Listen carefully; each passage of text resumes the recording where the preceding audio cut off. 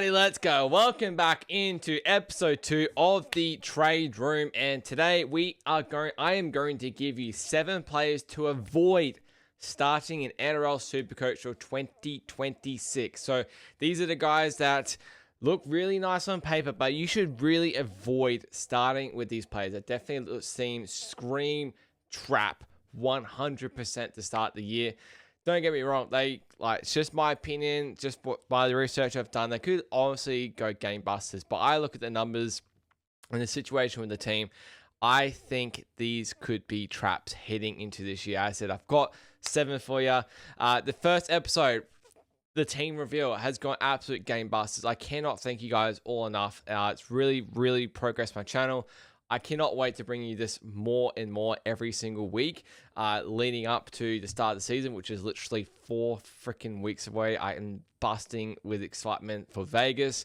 No, I'm not going, by the way. And preseason starts next weekend when I film this.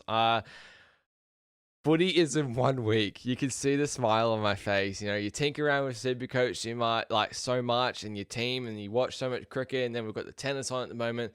Then it finally gets to the good stuff where we've got footy back. I'm just so freaking excited. Just seeing like normality. You could just see the smile on my face. Like, it's just so bloody good. But without further ado, if you like the episode, remember to smash the like button and subscribe to the channel for weekly episodes of the Trade Room as well. I'm going to be doing your NRL weekly reviews as well. I'm going to think about doing a preview sort of show as well. So still in the midst of how to sort of work that out going to season. But as I said about last week, if you're someone that's interested in doing Supercoach content, or you're new to Supercoach like content, or you have been, and you want to do it, like you want to partner up with a show for someone, like I'm happy to do like another show with someone, like, and get one onto mine as well. I feel like I've got it kind of set up the way that I wanted to now, to present it in a really good way. But it'd be so good to obviously have like someone that I could chat to like over a laptop, over camera, and have a bit of banter with as well, and discuss, you know, trades, captaincy options, pods, that sort of thing as well.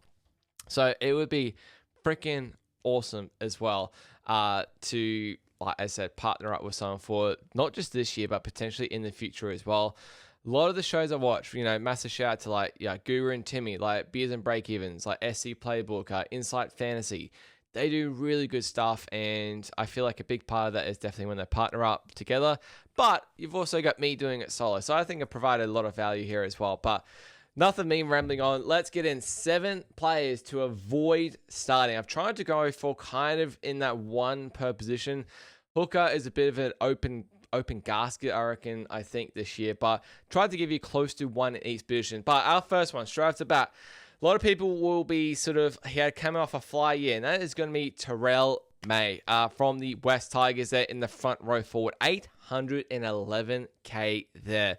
Currently 7.9% owned, and coming off easily his career best year. First year at the Tigers last year, starting in that front row forward, and you'll see that he played every single game last year. He didn't play any Origin. 24 games. He averaged 73 minutes a game. Do you know how absurd that is for a front row forward in this modern generation? He was an absolute tank. He was unbelievable last year, and he averaged 83, and that was only scored 1 try as well. You know, not like Payne Haas where he scored like in multiple tries. 65 in base, you know, going at 1.14 point per minute, 17 evade. So evade, if you're new to Supercoach, evade is like line breaks, tackle breaks, offloads, kind of that sort of thing as well. Base is purely just like the tackles you make and the runs that you make as well contribute in just a really solid number there.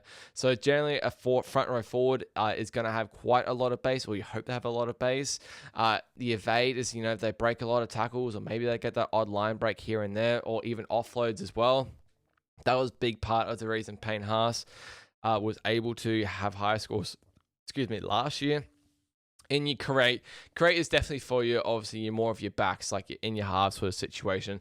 Try assists, line break assists, try contributions, that sort of thing. But I said he only averaged 83 last year with only 1 try, and base is absolute killer and evade there. So base and power, which we put into like that evade sort of thing there, 82 points on average there.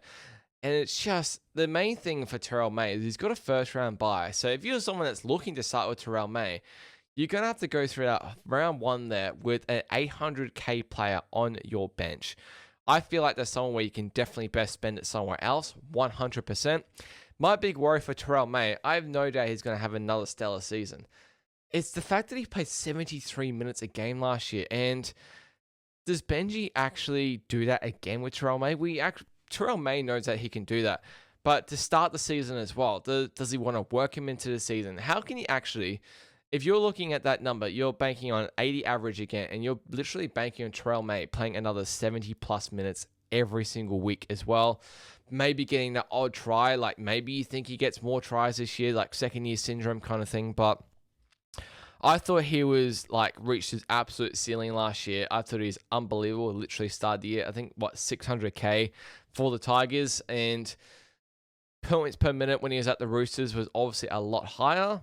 That makes sense. He's coming off the bench, or he's playing a lot less minutes there. But you really got to be relying on Terrell May to play the same amount of minutes, if not actually more, to actually even try and make cash or get your money's worth there. I just think there's a lot better options in your front row. I think you've got someone like Payne Haas that you know can actually turn up and be a safe captaincy option every single week. Or you can kind of split it, spend 300k less, get someone like a Toby Catchman in.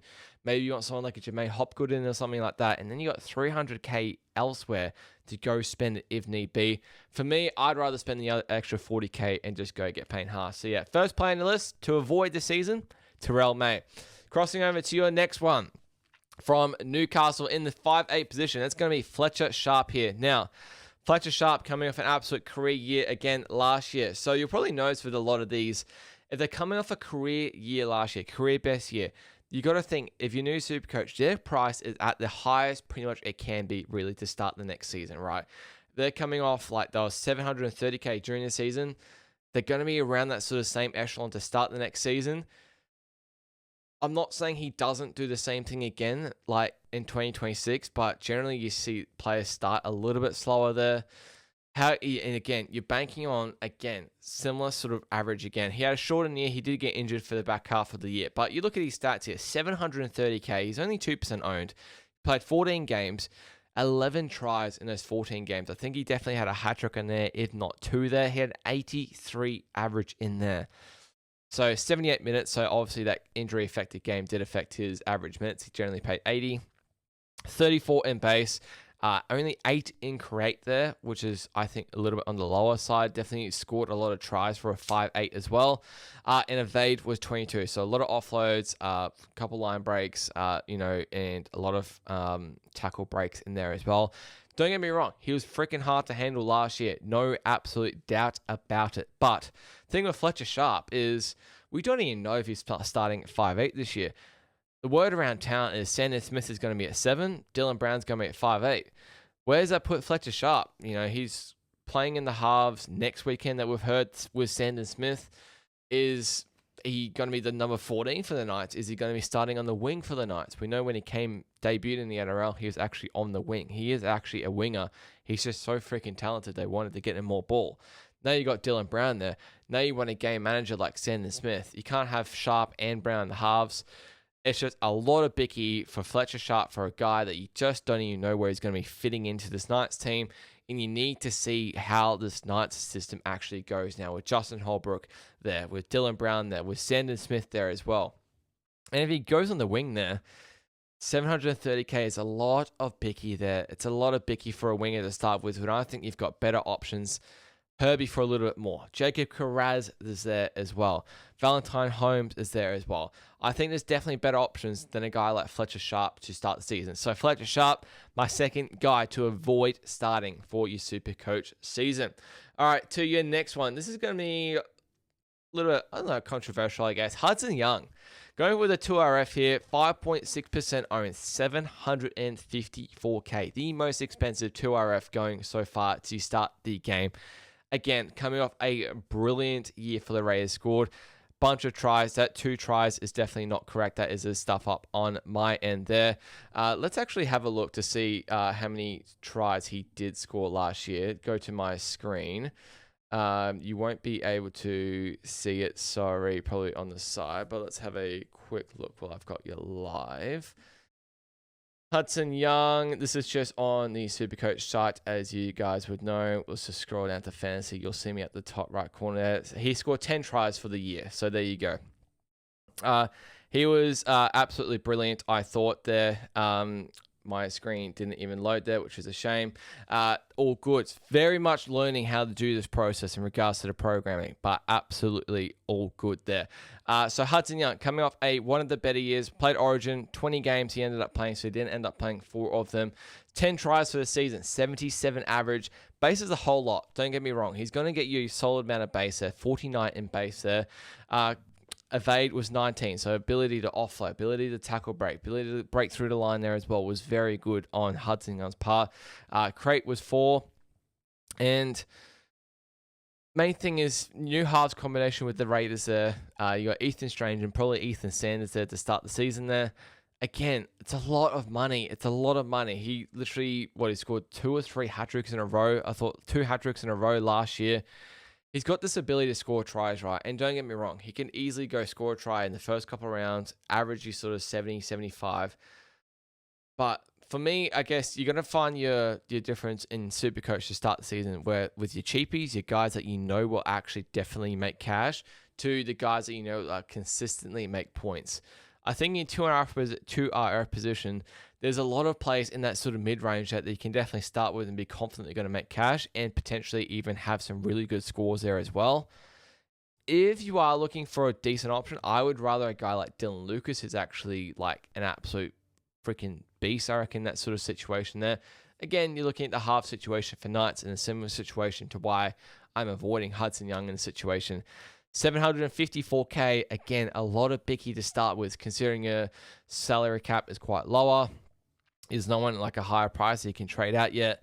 I just think you can use that cash better elsewhere with a bit of unknown on how this halves combination is going to work. Raiders, the minor premiers last year as well.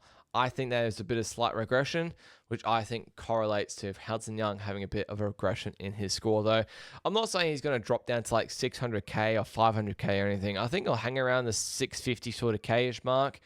But if you're looking for someone that's going to be able to score 10 tries, average 77 again, I don't know if Hudson Young is quite your guy. As I said, we saw Dylan Lucas, what he did last year with the Knights finishing wooden spoon, how good he was at the start of the season. I think he is potentially a better option to start with, considering how poor the Knights were. I'm expecting an improvement from them. I'm expecting regression from the Raiders. All right, your next guy on the list. He was a very popular candidate last year, a top-tier CTW. And, I cannot pick this guy generally. Ruben Garrick, 664k there on the right wing for the Manly Seagulls this year. And my story last year with Ruben Garrick, I did start with Ruben Garrick. He's awesome to have. And then I wanted to make a little bit sort of a move. I started really well, and I sort of kind of wanted to downgrade, I think, in a situation. I think I went to like Alamotti or something, and just to spend a little bit more cash elsewhere to try and boost to other positions. So I started to trade out Ruben Garrick. That week, I believe he was actually playing the Raiders, and I thought Raiders, bit of a tough one, good defense. He went and scored 4 tries. Went and scored 4 tries, put up about 150, and absolutely killed my Sunday afternoon and killed my week. And yeah, I was just an absolute shitstorm that was. And it's just, I was just in tears. No, I wasn't in tears, but 664k, 7.5% owned to start the year, averaged 68 last year from 21 games, scored 12 tries on the wing for Manly last year, and that's only obviously you take away the 4 from that one game. That's 8 tries from the other 20 games there. So not a massive strike rate for a guy like Ruben Garrick. He was a guy that was sort of between center and a lot of wing last year, but he should be definitely on the wing, or even in the centers, I guess. Depends where they put Lehigh and then where they put Turbo, that kind of thing. When they did move Turbo to center last year, he did go on the wing there. Lehigh went to fullback. Sounds like Tommy Turbo will be fullback this year as he's captain there. Maybe Ruben Garrick does move into that center, which actually I don't like as much there. 31 in base, which is not terrific there. Evade was 15, not too bad. Crate was 4, so I said he's kind of dependent on his goal kicking, which we haven't even confirmed if it's Jamal Fogarty or Ruben Garrick goal kicking this year. I would assume it's Ruben Garrick, he holds on to it, but with Jamal Fogarty come in, definitely a trial watch on that sort of part there. I don't think the Manly Seagulls will be that crash hot this year as well. I think they've obviously started the year off with 3 home games. Then you've got a round 3 bye. New Supercoach, guys, first price changes happened after the players plays 3 games as well. So you won't get a Manly price change for a player until after that Roosters game there. But you think that's a hard one to start with against the Raiders to start off there. Then the Knights, I don't know how, it might be a better opportunity. But again, early on in the season, then you got the bye, and then you got the Roosters there as well. I just think it's a bit of a tricky start. And then you got to go on the road to the Dolphins, who, not good defense last year, but should be improved. And then you got to go on the road to the Dragons, which they don't seem to have a good record against the Dragons early on the season. That early bye really is off-putting there. And you don't want to stack your team up with too many sort of Manly players, players that are on the bye in that first 3 rounds. Tommy Turbo is probably the main Manly guy that you're going to start with early this season. I don't think I've got any Manly players in my squad to start the year. People looking at Jake Simpkin as well. That's not as bad because he's a bit cheaper, but 664k. You're looking at Karaz for a little bit more. You're looking at Brian Toto, a really good option. You're looking at a guy like Tamale, a little bit cheaper there. I think there's some really good options there. Like maybe you want a Kayal Iro, a little bit more for like a guy that's going to score a lot of tries in that center position as well. So Ruben Garrick, he hurt me last year. He burned me last year, but I do think this year a bit of regression from Manly. That don't think they'll be that great. I think he is definitely a trap to start the 2026 Supercoach season. All right, I've got a couple Dolphins players actually start off the season, and you'll wonder why I have doing a couple Dolphins ones. And the first one I've got is Izzy Katoa. And don't get me wrong, I love this kid, right? Izzy Katoa is the man. He's the absolute guy. He's going to be awesome in the future. He's awesome now, but he's going to be more awesome in the future for the Fish. I think he potentially can be a New South Wales half in the future. I think it's unbelievable what he's been able to do for the Dolphins and for Tonga already.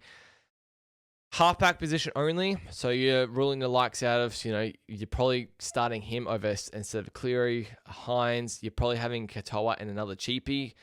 Maybe you put him there in your flex or something. But Izzy Katoa there, 639k, 7% owned to start the season. Halfback only, averaged 65 last year in the 24 games there. And the big thing for me with the Dolphins is they had the best attack all of last year. And he was a resounding part of that attack there as well, averaging that 65. Dolphins had the best attack in, was it nearly 10 years of the NRL, I believe. They scored over 700 points for the season. They racked up 50 points a couple times in a game. They were unbelievable on attack. They were unbelievable. But generally, that means the next year you have to see some regression. You can't just back up 700 points with another 700-point season. Even then, if they do back it up, he's going to average about the same, right? Like, you got to think this was the best attack in the comp last year, and he averaged 65 last year in this attack. Scored 2 tries, played every single game. Base of 26, base for a halfback is not something you generally look for. Not even goal kicking as well. Create was 32, so he created a lot of tries, but he's not a try scorer in the halfback position there. Innovate was 8 there. You look at their start to the season, you got Souths at home, which is, I would say, a bit of a tricky matchup. You got Titans at home, probably a bit of an advantage. Then you got to go on the road to the Sharkies, and then you got the Brisbane Derby there, and then you got to go play Manly there as well, and then you've got to bye. Just don't think it's the nicest draw to start the season there. And as I said, it all goes back to the fact that the Dolphins had the best attack last year out of any team in the comp. Even though they missed the 8, best attack in the comp. He averaged 65. His price is based off his average last year. And yeah, he's just a little bit overvalued overpriced to start the season for me, in my opinion there. If you're looking at someone like Izzy Katoa, you want him to be averaging close to that 70 plus. And that is banking on the fact that he's going to be more involved in the attack and scoring a lot more tries, creating a lot more tries. But that means Dolphins have to score more points. There's a lot of backline players on that Dolphins team that can have the ability to score points, like your Hammer. Cody Kareem is really good as well. JMK in there as well. You got Herbie obviously on the left. Then you got Cobbo there on the left wing there as well. I'm probably picking Herbie's going to have more assists this year to Cobbo. Maybe Izzy Katoa gets more try contributions, but try contributions only worth like 4 points. So it's not the most really. Just think Izzy Katoa, bit of a trap to start the season. I definitely think you can look at better options in your halfback option. Maybe with a Sammy Walker, but again, unknown in that halfback spot with DCE. Maybe you can pay out for Nico Hines. Maybe you can go down to Mitch Moses as well. Maybe you want to pay out for Nathan Cleary. I just think there's better options than Izzy Katoa to start the season. All right, moving on to the next Dolphins player and PSA. I announced him last week that he was actually in my starting team last year as my fullback. But we have heard a bit of news now to start the season. That is going to be Trey Fuller. And the main thing with Trey Fuller is it sounds like the rumors out of Dolphins training so far preseason is he will not be starting at fullback to start the season. I repeat, he will not be starting. There's a lot of rumors that he was going to be, while we thought he'd be fullback, Hammer would be center. That would push Avarillo out of the team because you're probably looking at Asako on the right wing and Herbie and Cobo on the left side. But it does sound like they're going to go with Hammer to start the season at fullback there. Keep Avarillo there on the right side in the right center with Asako next to him there. Very similar team to how they started last year, which I don't blame them, right? Christian Rolfe now in his second year. Best attack in the comp last year. The main thing is they just have to improve the defense. I absolutely love Trey Fuller. All the numbers there, actually, if you look on the screen, point towards Trey Fuller as a buy, and that's why I was actually in my starting team. But if you're watching this now, I'm just letting you know, Trey Fuller will most likely, I'm very 95% sure, will not be starting the NRL season there. Once he gets there, 100%, I definitely think he's worth a buy, 100%. But he's not starting there. Hammer will be there at fullback to start the season for the Dolphins. All right, that's number 6 player. Moving on to our last player, and this is kind of a little bit freaky, I guess, but I do think there is better options there. What was he, the top try scorer last year? And that is going to be Mark Nawaqanitawase there from the Roosters. 10.7% owned, which I think is quite a lot at 735K. You think someone like Karaz is the same price there. Valentine Holmes, a goal kick at the same price there. Mark Nawaqanitawase, first starting year for the Roosters last year. First full season.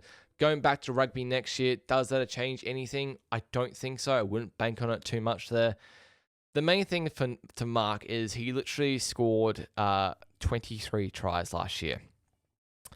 Averaged 75 from 22 games there. You're thinking 23 tries in 22 games. You're pretty much, that's over a try, literally a try a game. You're pretty much needing the exact same thing to happen to even equate worth buying him, which looking at 23 tries, is he going to score 23 tries again? Yes, it's definitely possible, 100%. But again, the unknown. How is this Roosters attack going to look with Sammy Walker and DCE in the halves there, plus Reece Robson there in the number 9 jersey there as well? Do they give Teddy a bit more ball? Do the Sammy Walker run it a bit more? You just don't know. I don't know if they'll be playing in the trials. You need to see it first before he's worth a buy. I think he'll lose a bit of cash to start the season there. I think they've got a tough draw to start there. You've got the buy there in round 5, so I think potentially round 6. He's lost a bit of cash. I definitely think he's definitely a bit of eyes looking at. But 75 average, and he scored over a try a game, which I think is unbelievable. Only 26 in base, so he's not going to be a guy that's going to score you a lot of that, a lot of tries. Not going to get you a lot of meters at the back half there. They was 28, which is where, along with the tries, got a lot of his points. Line breaks, tackle breaks, offload there as well. We know he tries to offload wherever he can. Does it come off again? He was unbelievable last year. Scored some freakish tries. But that's the thing. He scored some freakish tries. Does that come off again for Mark Nawaqanitawase in 2026? I'm just not quite sure. You 100% need to see the combo and how this works with Tedesco, DCE, Sammy Walker, and Reece Robson before you can consider, for me, making a purchase there for that amount of money. As I said, you've got Jacob Karaz there, same price. You've got Valentine Holmes, same price there as well. You could potentially spend up a little bit more for Herbie, who Herbie averages base around 50. So on average, his worst game last year, I think Herbie was in the 40s. You think if Mark just has a base of 26, doesn't get too much ball, maybe they go to Tupou a lot on the left wing there, he's going to end up with definitely a lower score for sure in that Roosters team. So 735k, you'd be relying on tries literally every single week for me in that spot there.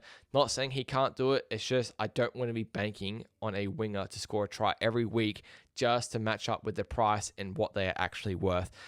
Again, you got Karaz, good base. Herbie, good base. Valentine Holmes, goal kicker as well. Just think there's a lot better options in that CTW sort of range there that you can actually have than a guy like Mark Nawangiti. Again, if he drops cash, you can definitely get one of your cheapies that has made cash or that mid-range that's made cash and definitely do like a straight swap. That's definitely the goal in the future when it comes to these guys here. But there's always a couple high-priced players to start the season that will start really high, and just because of how their last season went, will just have high break-evens and they'll just slowly drop cash, and then you've got to find where that matchup is good. Warriors away, really tough matchup to start the season there. Souths at home, we know the Souths are going to turn up for that sort of game. Panthers with good defense. Then you got Manly on the road. Then you've got to buy there, so you're only going to get one price change from this Roosters guy in 5 rounds before you get to Sharkies on the road there. Just is a really tough start, I think. Tough draw to start. The Roosters draw will get a little bit easier throughout the season. I definitely think there's going to be periods throughout the season where you can definitely buy him. He's probably not going to be selected for Origin there because he's going to the Wallabies at the end of this year there. And yeah, I just think there's a lot better buys. I really do. So Mark Nawangiti, great player. Definitely an avoid for me to start the season. But that will do it for me, guys. Nice, short and sweet episode here. 7 guys to avoid starting the season with there. So hopefully the presentation looks good. It took me fucking ages to set up there. But hopefully getting all the graphics set up, rolling through, all the 7 players there, hopefully it looked okay. I think my screen stuffed up, like showing you one of the players' stats. That's all good though.